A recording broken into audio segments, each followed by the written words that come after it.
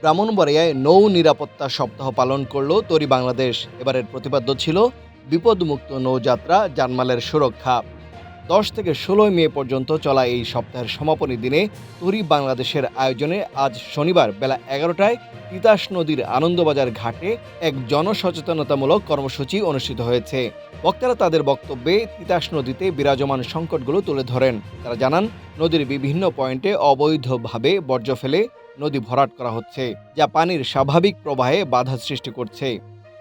তরি বাংলাদেশ নদী এবং নদী সংক্রান্ত বিভিন্ন জিনিস নিয়ে তারা ধারাবাহিকভাবে যে কর্মকাণ্ডগুলি করে যাচ্ছে, গোটা বাংলাদেশের চিত্র যদি দেখি, এমন সামাজিক গঠনমূলক সচেতনামূলক কর্মকাণ্ড অন্য কোনো সংগঠন এতটা করতে পারছে বলে আমার দৃষ্টিতে আসেনি।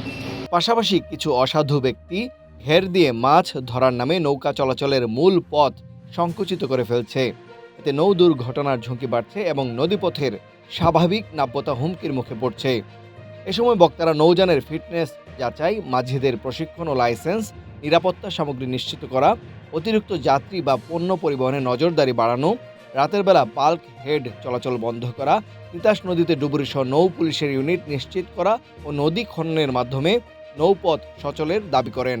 গত 10 তারিখে মাননীয় মন্ত্রী মহোদয় এই নৌ নিরাপত্তা সপ্তাহ উদ্বোধন করেছেন ও আজকে তার সমাপনী দিন।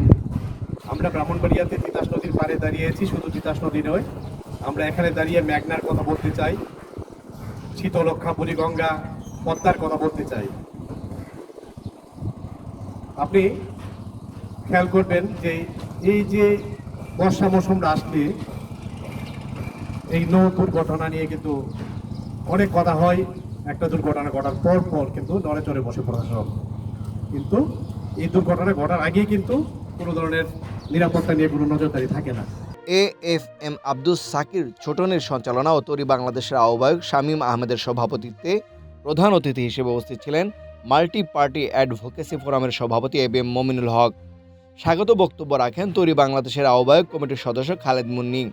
আরও বক্তব্য রাখেন ব্রাহ্মণবাড়িয়া প্রেস ক্লাবের সাবেক সহ-সভাপতি সৈয়দ মোহাম্মদ আকরাম, খেলাঘর সাধারণ সম্পাদক নিহার রঞ্জন সরকার, সমাজকর্মী কমরেড নজরুল ইসলাম, অঙ্কুর শিশু কিশোর সংগঠনের সভাপতি আনিসুল হক রিপন, সুফি জুলফিকার হায়দার স্মৃতি সংগঠনের আহ্বায়ক মোহাম্মদুল্লাহ, ঐক্যবদ্ধ ব্রাহ্মণবাড়িয়া সদরের আহ্বায়ক আরিফ বিল্লাহ আজিজি, সদস্য সচিব মোহাম্মদ সাবের হোসেন, কবি শিরিন আক্তার, মোহাম্মদ নাজমুল খান, কবি রৌদ্র মোহাম্মদ ইদ্রিস, HRDS এর সেক্রেটারি সুজন সরকার, তরি বাংলাদেশ বিজয়নগর উপজেলা শাখার আহ্বায়ক সাদিকুল ইসলাম, সদস্য সচিব মোহাম্মদ আলমগীর হোসেন, সুশান্ত পাল, মোশারফ হোসেন, মোহাম্মদ বাচ্চু মিয়া, মোহাম্মদ আক্কাস মিয়া, সিরাজুল ইসলাম, মোহাম্মদ আব্দুল হেকিম প্রমুখ।